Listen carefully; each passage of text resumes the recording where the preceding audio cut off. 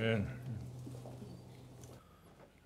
어느 날에 어떤 신하가 큰 죄를 짓고 임금님 앞에 끌려 나갔습니다. 임금님이 너 이놈 내 죄를 내가 알렸다 하자 신하가 소인 죽을 죄를 지었습니다. 죽여주시옵소서 대답했습니다. 그래서 임금이 오냐 내 죄를 알긴 아는구나. 그러면 내가 너에게 은혜를 베풀어서 어떤 방법으로 죽을지 선택할 수 있도록 해주겠다.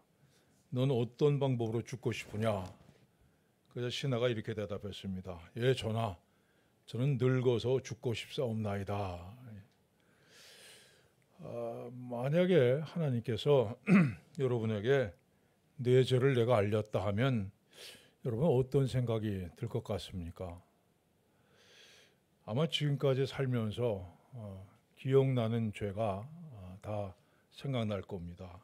로마서에 기록된 대로 모든 불의, 추악, 탐욕, 악의, 시기, 살인, 분쟁, 사기, 악독 이런 것들이 생각날 겁니다. 그런데 성경이 말씀하는 죄라고 하는 개념은 조금 다릅니다. 성경은 죄의 열매보다는 죄의 뿌리에 초점을 맞추고 있습니다. 그러니까 불의, 추악, 탐욕, 악의 이런 것이 죄의 열매라면 그 열매를 맺게 만드는 죄의 뿌리가 있다는 겁니다.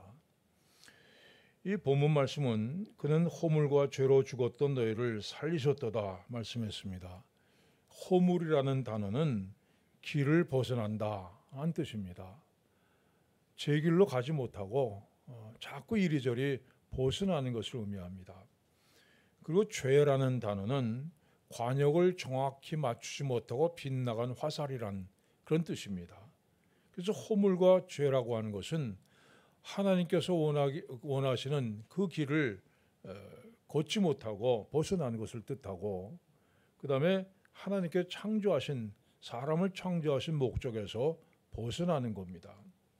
이 죄의 열매가 육신적인 죄의 열매를 맺는다면 그 죄의 뿌리는 영적인 겁니다. 여러분, 영이라고 하는 건 뭡니까? 창세기 이런 말씀이 있습니다. 여호와 하나님이 땅의 흙으로 사람을 찍으시고 생기를 그 코에 불어넣으시니 사람이 생명이 되니라. 생명이라고 하는 단어는 말 그대로 살아있는 영이란 뜻입니다. 인간은 하나님께서 생기를 불어넣어 주심으로 살아있는 영을 가진 존재가 되었습니다. 근데 예수님께서 이렇게 말씀하셨습니다. 하나님은 영이시니 예배하는 자가 영과 진리로 예배할지니라. 여러분, 예배라고 하는 건 뭡니까? 여러 가지로 설명이 가능하지만 예배는 한마디로 얘기하면 하나님을 만나는 겁니다. 더 정확하게 예배를 정의하자면 하나님과 입맞춤을 하는 것입니다.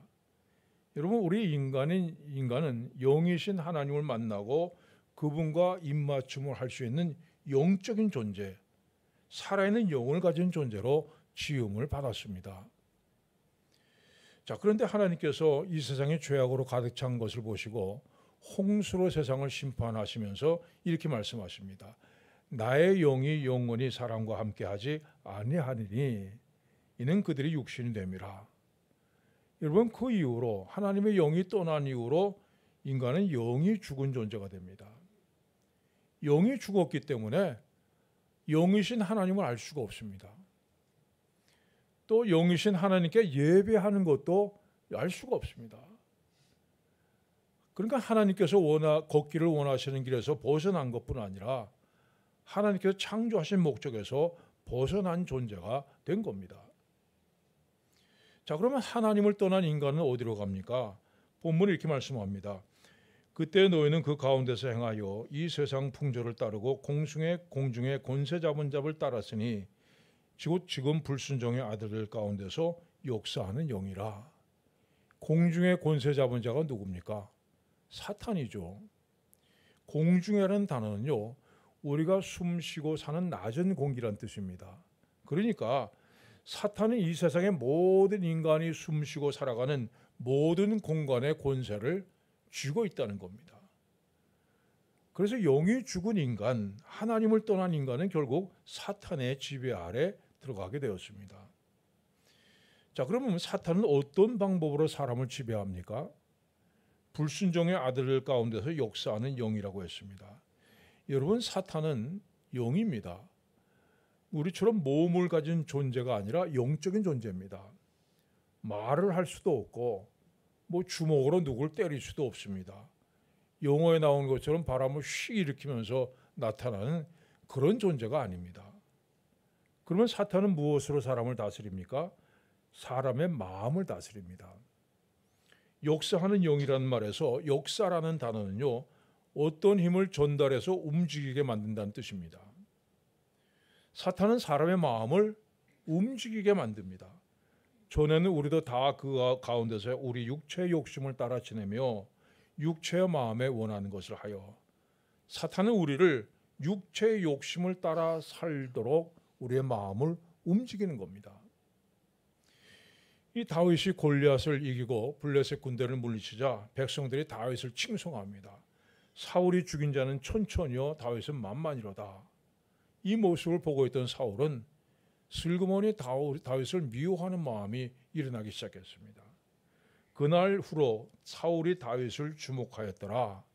이건 무슨 말이냐면, 속으로는 미워하는 마음이 있었지만은 겉으로는 안 그런 척하고 그 마음을 꾹 억누르고 지켜보고 있었다는 얘기입니다. 그런데 이런 사울에게 어느 날 악한 영이 내립니다. 강하게 내렸다 했습니다. 그래서 사울이 주저없이 창을 들어서 다윗을 향해 던집니다. 사울이 그 창을 던졌으나 다윗이 그의 앞에서 2번 피하였더라. 여러분, 이것이 바로 사탄이 하는 일입니다. 너 참을 필요가 뭐가 있어? 뭘 주저해? 그냥 내가 원하는 대로 해. 너 하고 싶은 대로 다 해. 이게 사탄은 우리의 마음을 움직입니다. 그 결과가 뭐예요? 육체와 마음에 원하는 것을 하여 다른 이들과 같이 본질상 진노의 자녀이었더니 하나님의 진노 아래 있게 되었습니다. 여러분, 하나님은 결코 악을 눈감아 주시는 분이 아닙니다. 주께서는 눈이 청결하심으로 악을 참아보지 못하시며, 결국 사탄의 지배를 받아 죄 가운데 사는 모든 인간은 하나님의 진노 아래 놓이게 되었습니다. 부자와 거지 나사로의 얘기가 있습니다. 지옥에 떨어진 부자가 이렇게 간구합니다. 아버지 아브라함이여, 나를 긍휼히 여기사 나사로를 보내어 그 손가락 끝에 물을 찌고 내 혀를 서늘하게 하소서.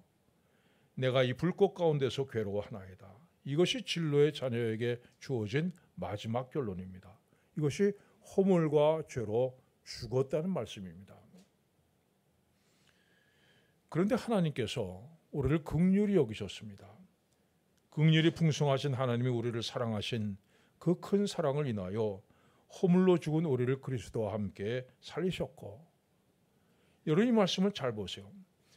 허물로 죽은 우리를 그리스도와 함께 살리셨다. 그러니까 예수님께서 십자가에 죽으시고 부활하실 때에 허물과 죄로 죽었던 우리들도 함께 살아났다는 얘기입니다.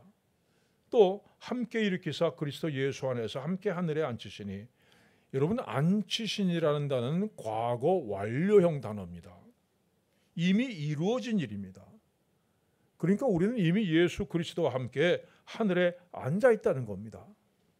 여러분은 이거 지금 사탄의 권세를 벗어나서 예수님의 나라, 하나님의 통치를 받는 그 세상에서 살아가고 있는 사람들입니다.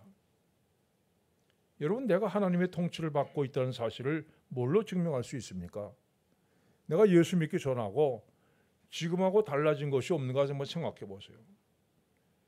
별로 변한 게 없다 생각하는 분들 많을 겁니다. 전에 짓던 죄를 예수 믿고 나서도 똑같이 짓습니다. 달라진 게 없습니다. 그런데 내가 지금 하나님의 지배를 받는 그 하나님 나라에 앉아 있다는 것을 어떻게 우리 알 수 있습니까? 여러분이 예수 믿고 난 다음에도 죄를 짓는데, 죄를 짓고 나서 어떤 생각이 드는가 보면 알 수 있습니다. 죄를 짓고 나서 참 좋았다. 다음에 또 이런 기회가 왔으면 좋겠다. 똑같이 내가 죄를 짓겠다. 이런 생각이 든다면요, 그 사람은 아직도 사탄의 손에 잡혀 있는 사람입니다. 근데 죄를 짓고 나서도 하나님이 자꾸만 생각난다면 여러분은 이미 하나님의 통치를 받고 있는 사람입니다. 거짓말 할 때마다 왠지 뭐 하늘에서 뭐가 떨어질까 봐 자꾸 위를 쳐다본다거나, 주일날 빼먹고 골프 치러 가면 뒤에 사람이 자꾸 빨리 오는 것 같아서 불안한 마음이 든다. 여러분, 하나님의 통치 아래 사는 사람입니다. 저는 예배 시간에 주무시는 분들을 보면서 참 내가 목사 된 게 정말 감사하다 하는 생각이 들어요. 저는 예배 시간에 졸아본 적이 없습니다. 졸고 싶어도 졸 수가 없습니다. 예배 시간에 졸아보는 게 평생 소원입니다. 근데 여러분은 목사도 아닌데 교회 가면 주무실 걸 뻔히 알면서도 왜 교회 나오십니까? 그냥 집에서 침대에 편히 누워가지고 주무시면 될 것을 왜 굳이 교회 와서 그 비좁은 의자에 앉아가지고 불편하게 주무시느냐 하는 겁니다. 여러분요, 그것은 내가 오고 싶어서 온 것이 아니라 끌려왔다는 얘기입니다. 자, 교회에 내가 안 나올 수 없도록 끌고 나오는 어떤 힘이 존재한다는 겁니다. 교회에 나오지 않으면 불편해서 견딜 수밖에 만드는 그런 힘이 존재합니다. 어떤 분은 교회 오면 불평이 많잖아요. 뭐 설교가 어렵다, 뭐 기도하는 사람이 기도를 뭐 길게 한다, 왜 안내하는 사람이 뭐 인사를 제대로 안 하고 뭐 인상을 쓰느냐, 또 목사가 왜 이렇게 쓸데없이 잘생겼느냐, 뭐 하여튼 별의별 불평을 다 해요. 뭐 공부하기 싫은 학교 보낸 것 같이 말이죠. 그렇게 불평합니다. 다시는 안 올 것 같은데 다음 주일 되면 시간 딱 맞춰서 어김없이 나타나죠. 그리고 또 불평합니다. 여러분, 그 이유가 뭐예요? 그 사람은 하나님의 통치를 받고 있습니다. 그가 이미 예수 그리스도와 함께 하늘에 앉아 있는 사람이기 때문입니다. 아직 물론 완성되지는 않았습니다. 그러나 이미 하나님의 자녀로서 하나님 나라에 하나님 통치를 받고 있는 사람입니다. 성경은 분명히 말씀합니다. 주님께서 우리를 살리셨고 그리스도 예수와 함께 하늘에 앉으셨다. 이미 이루어진 일이라고 말씀합니다. 지금 여러분이 생각하기에는 전혀 그렇지 않은 것 같아도 그 일은 이미 이루어졌습니다. 하나님께서 그렇게 작정하셨기 때문입니다. 지금 여러분은 예수 그리스도와 함께 하늘에 앉아 있는 사람들입니다. 자, 이어서 본문이 이렇게 말씀합니다. 너희는 그 은혜에 의하여 믿음으로 말미암아 구원을 받았으니 이것은 너희에게서 난 것이 아니요 하나님의 선물이라. 행위에서 난 것이 아니니 이는 누구든지 자랑하지 못하게 함이라. 허물과 죄로 죽었던 우리가 다시 살아나게 된 것은 그리스도 예수 안에서 함께 하늘에 앉아 있게 된 것은 오직 하나님의 은혜다. 너희들의 공로가 아니라 오직 하나님의 은혜라고 말씀합니다. 그런데 우리는 값없이 은혜를 준다, 이 말에 익숙하지 못합니다. 자, 여러분 자동차 보험을 들잖아요. 보험 드는 이유는 내가 실수로 사고를 냈을 때 그 대비하는 거죠. 근데 여러분, 보험회사는 내가 사고를 자주 내면 너 더 이상 보험 들 수 없다, 이렇게 거절해요. 이런 건강보험을 들죠. 건강보험은 병이 들었을 때 사용하기 위한 겁니다. 그런데 나이가 많은 사람, 병이 들 가능성이 가장 높은 사람은 보험회사의 기피 대상입니다. 자, 은행에 융자 받으러 갔습니다. 그런데 은행은 뭐라 하면 내가 융자를 받을 필요가 없다는 사실을 증명해야 융자를 주겠다, 이렇게 얘기를 합니다. 여러분, 가만 보면 세상의 모든 건 공짜가 없습니다. 겉으로 볼 때는 뭐 대단한 혜택을 주는 것처럼 그렇게 얘기하지만 곰곰이 들여다보면 그렇지 않습니다. 무언가를 내가 얻기 원한다면 그 근거와 이유를 제시해야 됩니다. 그래서 우리는 너희는 그 은혜에 의하여 믿음으로 말미암아 구원을 받았으니 이것은 너희에게서 난 것이 아니고 하나님의 선물이라. 이 말씀이 실감이 나지 않습니다. 내가 한 일이 아무것도 없는데 무조건적으로 은혜를 주어진다. 여러분, 이건 익숙하지 않습니다. 그래서 이런 사람들이 나타나죠. 예수께서 당신을 구원하기 위해 십자가에 돌아가셨습니다.